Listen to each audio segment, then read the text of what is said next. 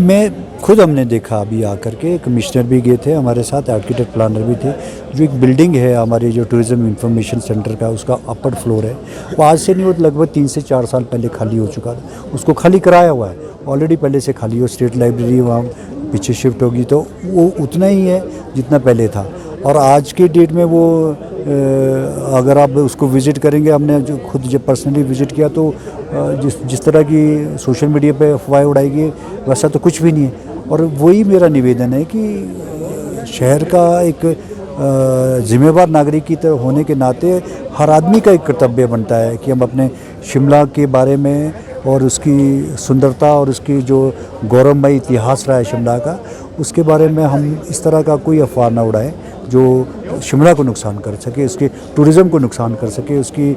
हमारी जो यहाँ के नागरिक है, उसके व्यापारी है, उसके जो हमारा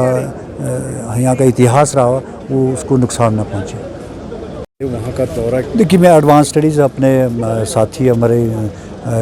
एपी ब्रांच के अधिकारी और कमिश्नर साहब के साथ गया था, और मैंने पूरा उस बिल्डिंग को भी देखा, और जो 1-2 इशू उन्होंने मेरे ध्यान में लाए, और एडवांस स्टडी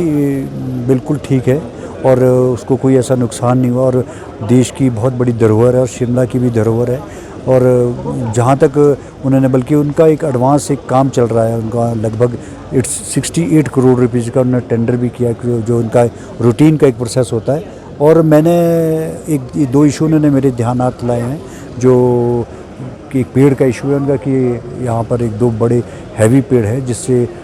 थोड़ा सा डंगे में उसका वेट पड़ रहा है। उसको मैं एसडीएम साहब को मैंने स्पॉट से उनको टेलीफोनिकली उनको बताया भी था, और सवेरे वो अपनी टीम भी भेजेंगे। उसकी चाहे लॉपिंग करनी है या उसको रिमूव करना हो, मैंने उनके जो सेक्रेटरी हैं और पीएसओ और जो उस बिल्डिंग की देखरेख करते हैं और सीपीडब्ल्यूडी के अधिकारी भी वहाँ पे थे, जो वो उसको रिमूव करने के लिए कहेंगे तो हम रिमूव भी करेंगे, और अगर लॉपिंग करनी है तो उसकी लॉपिंग भी करेंगे। बाकी एडवांस स्टडी एक बिल्कुल सुरक्षित उसमें है, इसका किसी भी तरह का उसमें कोई इसको नुकसान नहीं है। और मैं आपके चैनल के माध्यम से भी चाहूँगा कि शिमला के बारे में कोई ऐसी अफवाह ना जाए, कि ऐसी अफवाह न उड़े, क्योंकि शिमला को किसी तरह का नुकसान नहीं होना चाहिए। ईश्वर की कृपा से मैं ईश्वर से भी प्रार्थना करता हूँ कि हमारे को इस संकट की घड़ी से उभारे वो, और हर शिमला वासी का एक कर्तव्य है कि जो एक हमारा सोशल मीडिया और इस तरह की अफवाहों ना डाला जाए कि ये कहीं ना कहीं जिसका हमको ही उसका नुकसान हो, क्योंकि ये हर एक शिमला के नागरिक का भी कर्तव्य है, और जो एक जिम्मेवारी है हर उस नागरिक की, जो